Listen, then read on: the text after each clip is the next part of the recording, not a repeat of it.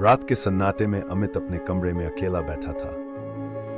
बाहर बारिश की बूंदें खिड़की से टकरा रही थीं और कमरे का एकमात्र उजाला मेज पर रखा लैंप आईने पर अजीब सी परछाई बना रहा था। अचानक उसने देखा कि आईने में उसकी परछाई मुस्कुरा रही है, जबकि वह खुद गंभीर और तनाव में था। अमित ने चौंक कर आईने की ओर देखा। उसकी परछाई ने धीरे से हाथ हिलाया, जैसे वह उससे कुछ कहना चाहती हो।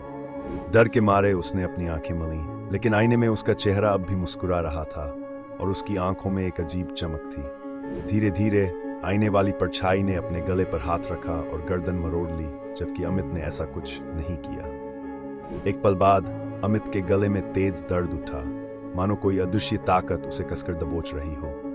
वह घुटने लगा, सांस लेना मुश्किल हो गया और उसके हाथ कांपने लगे।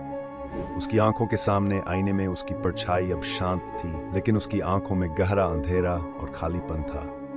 अमित जमीन पर गिर पड़ा और उसकी सांसें थम गई। आईने में उसकी परछाई ने आखिरी बार मुस्कुराकर हाथ हिलाया और आईना धीरे धीरे क्रैक हो गया, जैसे किसी छुपे हुए राज ने आजादी पा ली हो। कमरे में सन्नाटा छा गया, लेकिन आईने की टूटी हुई सतह में अब भी एक अजीब सी चमक थी, जो किसी अनजाने खतरे की चेतावनी देती थी।